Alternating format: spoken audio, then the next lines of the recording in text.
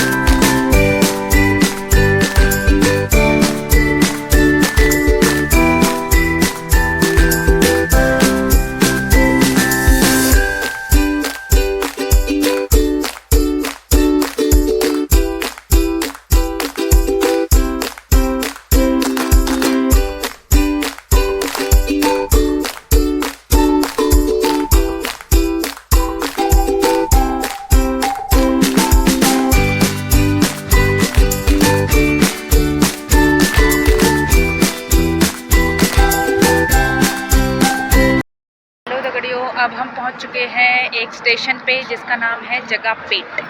अभी हम आंध्र प्रदेश की तरफ जर्नी में है। ये है हमारी ट्रेन और अभी हम 5 मिनट यहाँ पर ट्रेन रुकी तो हम बाहर आए हैं ऐसे ही घूमने रेस्ट के लिए। मम्मी कैसा लग रहा है? अच्छा लग रहा है। यहाँ कितनी गर्मी हो रही है ना। हाँ, यहाँ बहुत गर्मी है।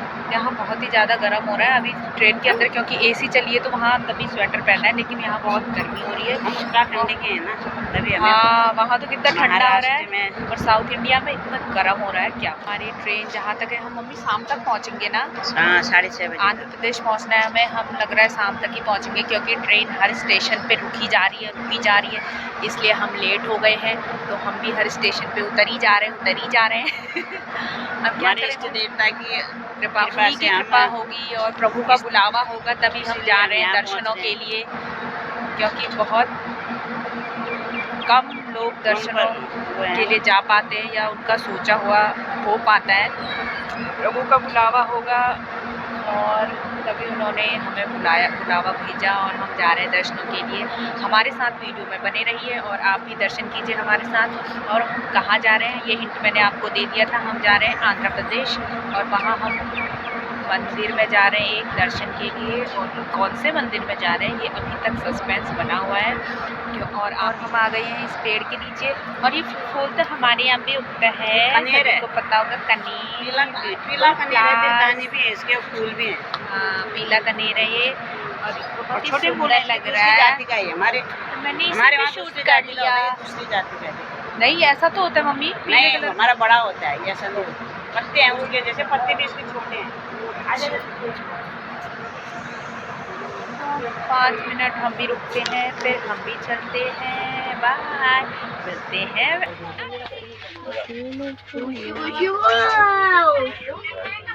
पीहू क्या है? चाउमीन। भूख लग गई? कितनी लगी? बहुत है। आपने अभी तक कुछ नहीं खाया ना?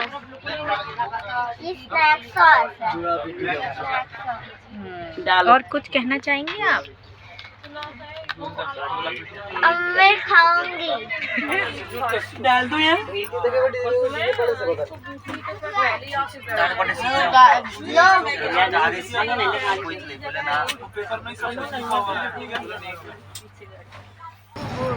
रुक जा बड़ी माँ।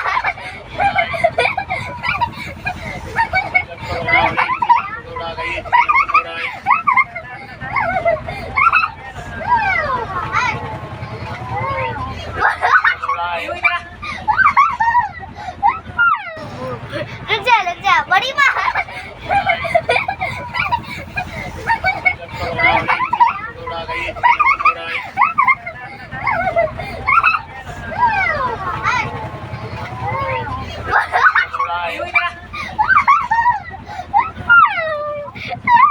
जैसे आप लोग अब तक जान चुके हैं कि हम मंदिर जा रहे हैं दर्शन के लिए आने के, और हम मंदिर जाने के पहले पड़ाव पे पहुंच चुके हैं। हम पहुंचे हैं रेणुगुंटा टर्मिनल पर। इसके बाद आगे सफ़र शुरू होगा हमारा बस से।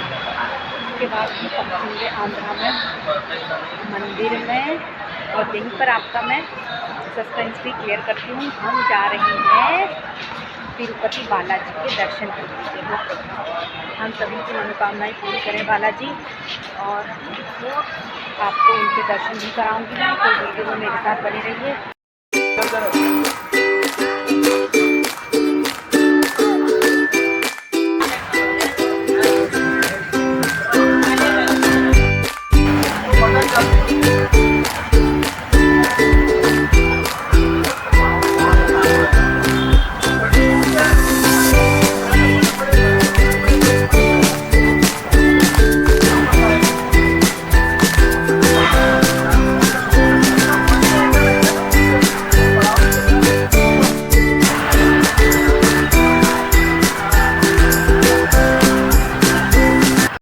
पहुंच चुके हैं यात्रा के अगले पड़ाव में।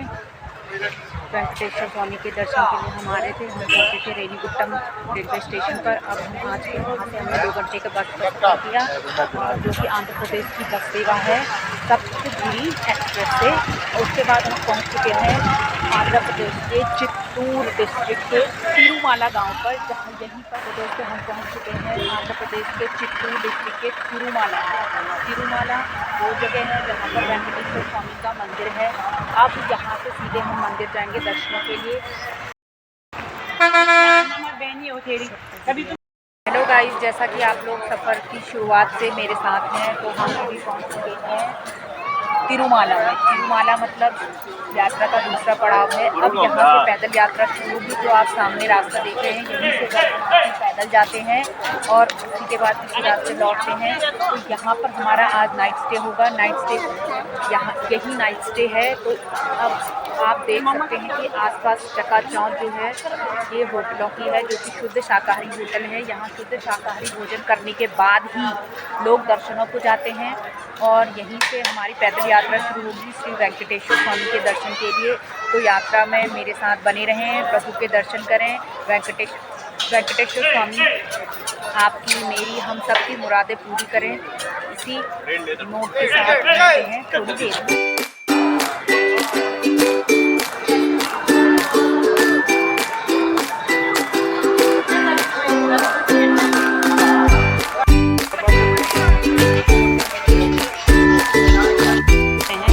यहाँ 4 बजे से जितने भी दर्शनार्थी हमें दिख रहे हैं उनके बाल कटे हुए हैं। तो यहाँ तिरुपति वेंकटेश्वर स्वामी के मंदिर में जाने के बाद, दर्शनों के बाद कुछ मतलब हमारे बाल हम दान करके आते हैं। तो ये ज़रूरी नहीं कि आप पूरे बाल काटें, हम थोड़े से बाल भी अपने चढ़ावा स्वरूप दे सकते हैं। तो यह नियम है। जितने भी दर्शन करके आ रहे हैं, जितने भी हमें जेंट्स दिख रहे हैं, सारे बाल कटे हुए हैं। तो ये शायद प्रभु दर्शन के बाद कुछ मंदिर और मंदिर में प्रवेश का ये नियम भी है कि हम अपनी ट्रेडिशनल ड्रेसेस में जाएंगे। Traditional dresses means salwar kurta या साड़ी, और जो जेंट्स हैं वो धोती और धोती वगैरह में ही प्रवेश किया जाएगा। जीन्स में जाना या अदर ड्रेसेस में जाना यहाँ वर्जित है। तो इस वजह से यहाँ तो ये भोजनालय वाले हैं। और आप अगर मेरे पीछे आपको दिखाई देगा जहाँ मैं अभी जाऊँगी, वो सामने जो लाइट्स दिख रही हैं वो सारे वहाँ पर आपको धोती कुर्ता और कुर्ता पजामा या साड़ियाँ या ट्रेडिशनल ड्रेसेस वाली दुकानें आपको सजी मिलेंगी। थोड़ी देर बाद हम वहाँ भी जाएंगे, आपको मैं दिखाऊंगी।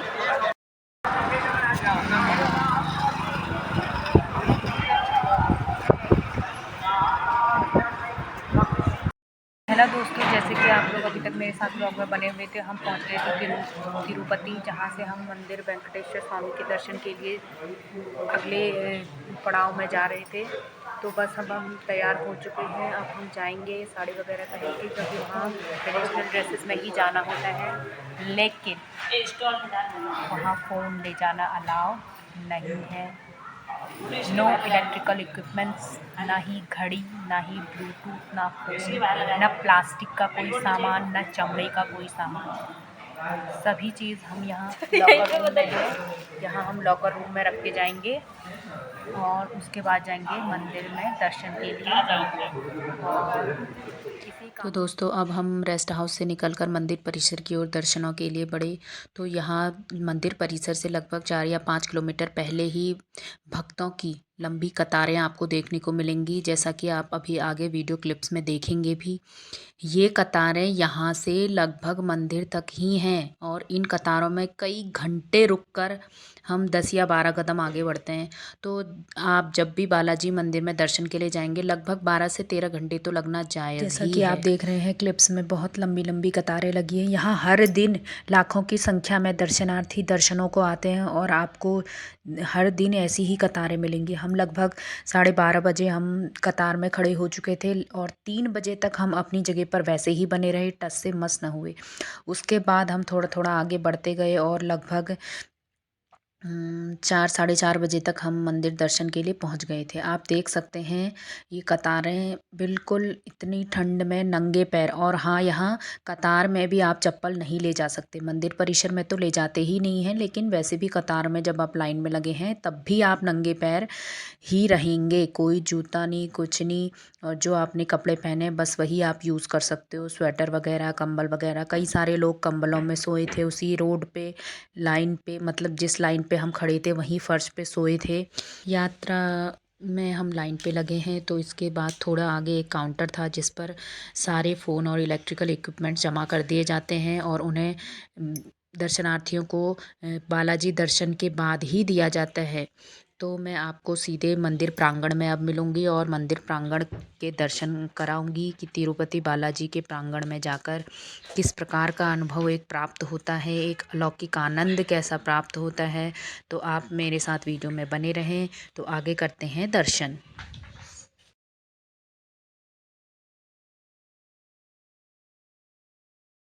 तिरुपति बालाजी की कृपा हम सभी पर बनी रहे, मैं यही प्रार्थना करती हूँ बालाजी भगवान से। और मैं आपको बता दूँ, बालाजी श्री विष्णु भगवान के ही एक रूप है। तिरुपति बालाजी के मंदिर प्रांगण में मैं खड़ी हूँ इस वक्त, और ऐसा भक्तिमय माहौल है जिसकी मैं आपको शब्दों में व्याख्या नहीं कर सकती। मन में एक ऐसा संतोष और शांति का अनुभव हो रहा है, मैं शब्दों में बयान नहीं कर सकती। बहुत खुशी हूँ और भगवान का लाख लाख धन्यवाद करती हूँ, उनको चरणों में कोटि कोटि प्रणाम करती हूँ, जो तिरुपति बालाजी ने, वेंकटेश्वर स्वामी ने मुझे अपने दर्शनों के लिए बुलाया। और क्योंकि जब भगवान का बुलावा हो तो अपने आप ही भक्त पहुँच जाते हैं।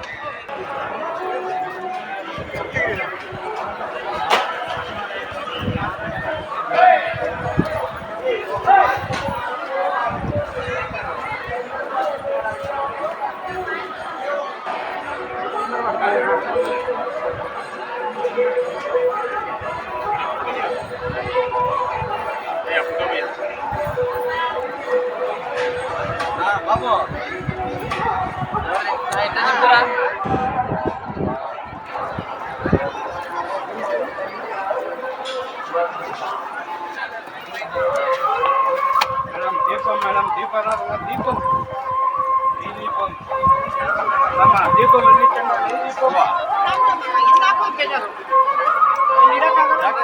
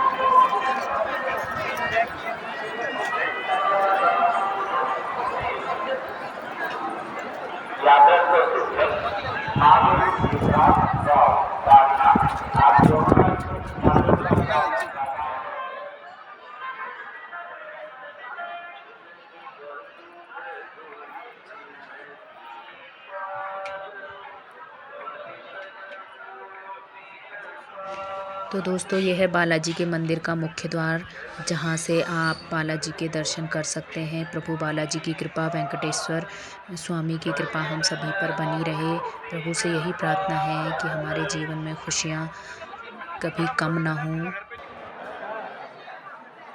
दोस्तों मैं आपको बता दूं, बालाजी मंदिर के प्रसाद का मुख्य आकर्षण का केंद्र होता है इसका लड्डू, जो कि बड़ा लड्डू 200 रुपये का मिलता है और छोटा लड्डू 50 का मिलता है। बड़ा लड्डू लगभग 200 ग्राम का आपको मिलेगा। तो यहाँ के प्रसाद का मुख्य आकर्षण होता है लड्डू।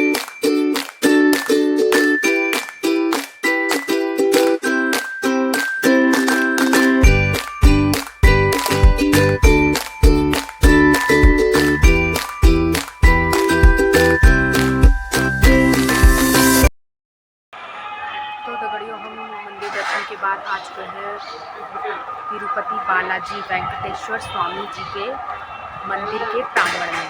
मंदिर के प्रांगण में आप देखेंगे मेरे पीछे ये आपके दुकानें कुछ सजी हैं, जिसमें आपको तिरुपति बालाजी के अंकित हर सामान मिलेगा। जैसे कि आप पीछे देख सकते हैं, ये मेरे पीछे है ये मुखौटे, ये झोले, जितने भी सामान कैरी बैग हैं, सब में तिरुपति बालाजी का मुखौटा अंकित है।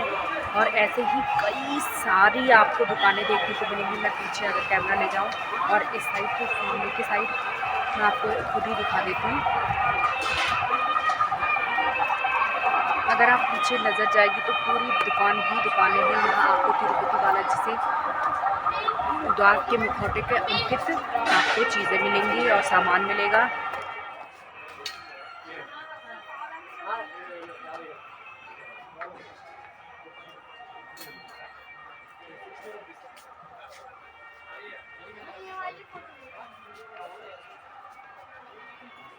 मंदिर दर्शन के बाद हम आए परिसर में, जो मंदिर का प्रांगण है उसमें लगी दुकानों पे, जो दुकानें एकदम सजी धजी थी और इनमें प्रत्येक सामान में आपको वेंकटेश्वर स्वामी की प्रतिमूर्ति छपी हुई मिल जाएगी।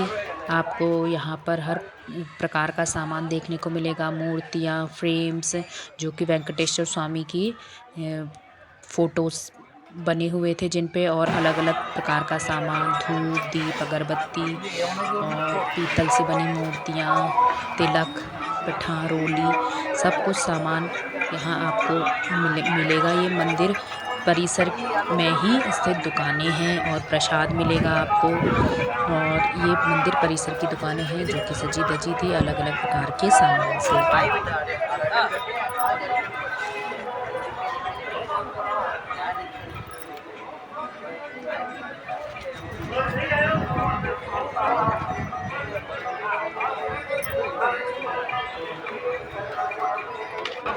इसी भक्तिमय माहौल के साथ मैं अपने ब्लॉग का एंड करती हूँ। आशा करती हूँ आपको ये ब्लॉग बहुत पसंद आया होगा। प्रभु वेंकटेश्वर स्वामी की कृपा हम सभी पर बनी रहे, इसी कामना के साथ मैं अपनी ब्लॉग का आज एंड करूँगी। स्वस्थ रहिए, मस्त रहिए, हंसते रहिए, मुस्कुराते रहिए, खुशियाँ बिखेरते रहिए, ऑलवेज बी पॉजिटिव। मिलते हैं अगले ब्लॉग।